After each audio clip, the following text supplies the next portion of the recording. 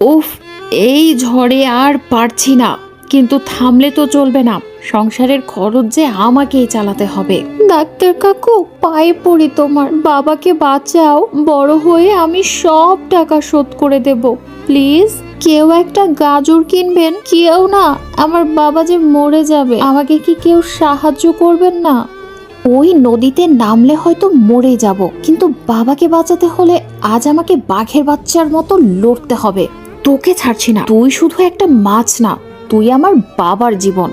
তার আগে বন্ধুরা, তুমিও যদি ছোট বাচ্চার মতো কোরআন শরীফকে ভালোবেসে থাকো, তাহলে ভিডিওতে একটি লাইক দিয়ে চ্যানেলটি সাবস্ক্রাইব করো এবং কমেন্ট বক্সে আমিন লেখো।